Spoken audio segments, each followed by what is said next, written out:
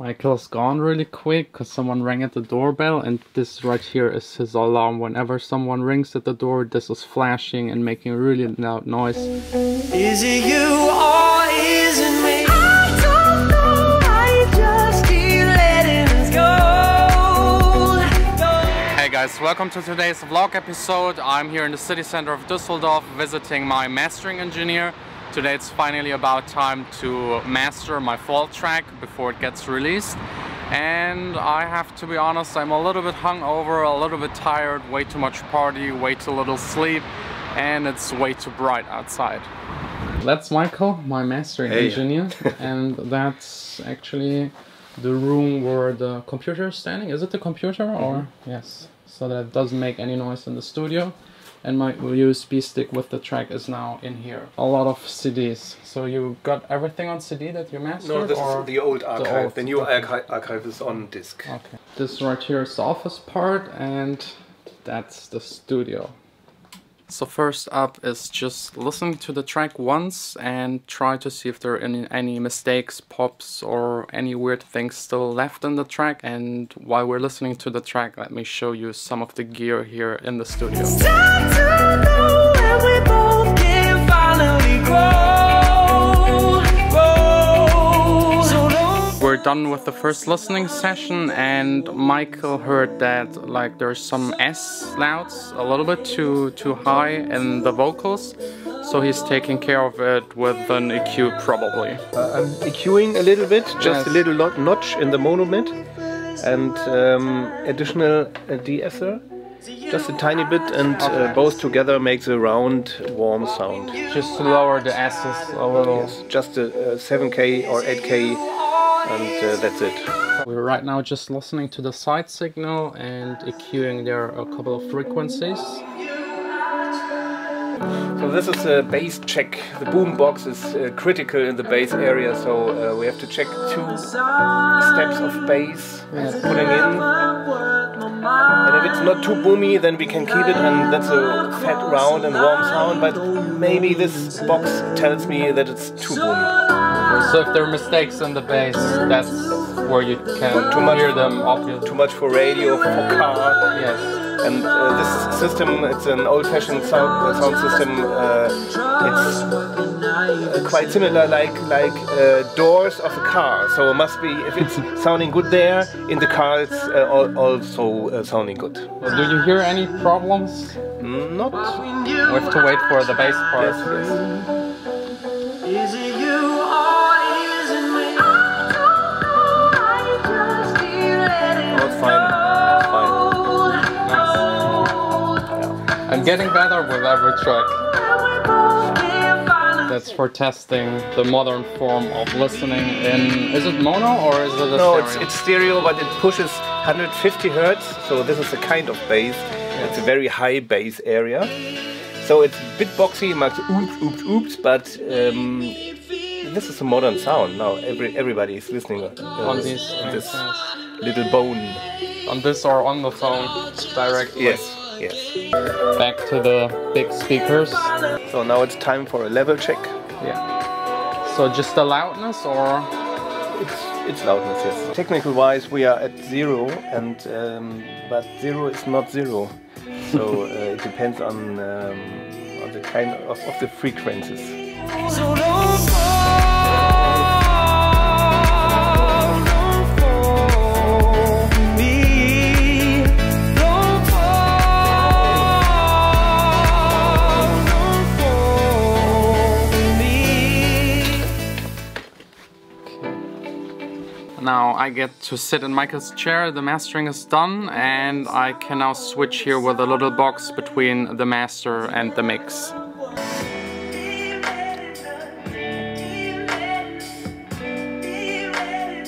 All done with the mastering. It gets rendered through all of the outboard gear, so you don't bounce it as you usually do in Logic in the computer.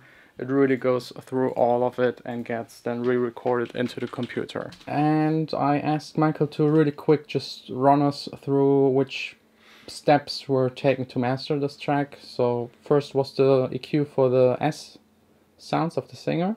Yes, the very first was listening and Yes. checking the general sound, and the general sound was very good. Thank you very much. Except the S's was a little bit sharp, so Yeah. this was the first what I've done. A tiny notch on the mono mids at about around 8K. Okay. So and a little de-esser.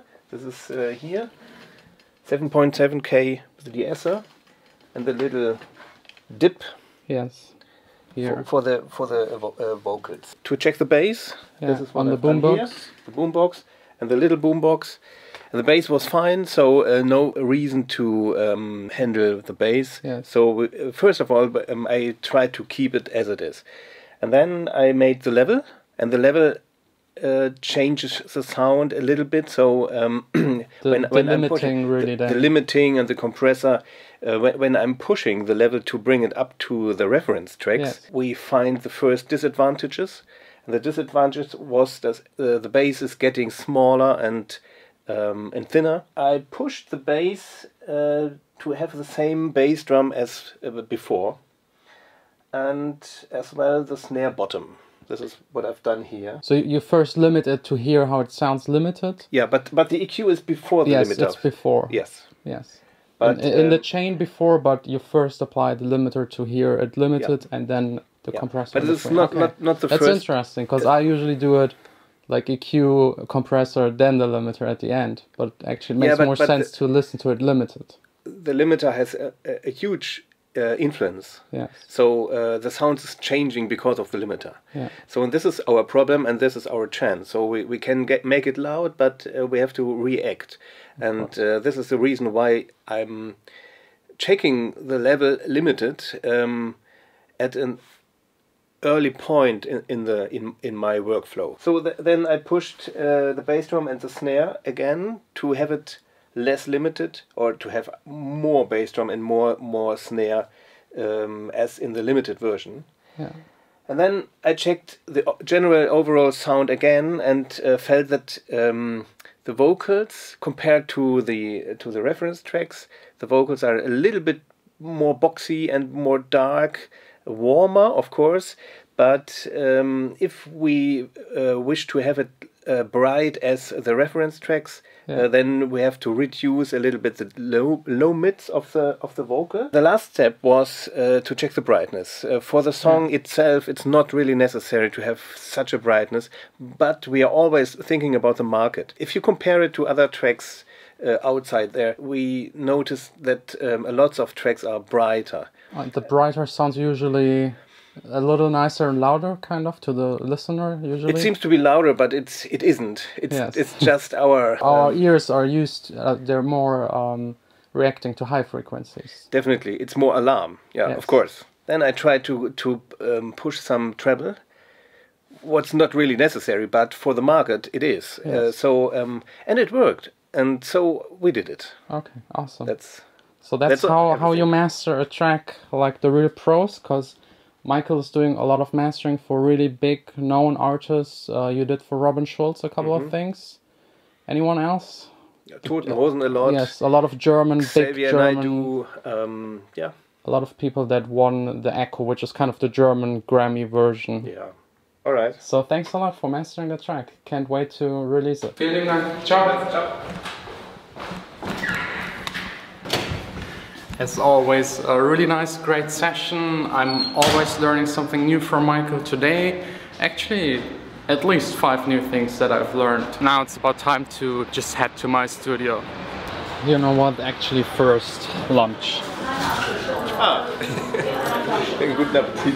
Danke. I can wait for this another time.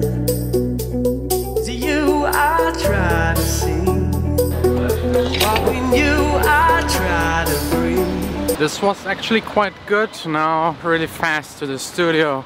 Started raining, unfortunately. You all is in me. I don't know why you just keep letting us go.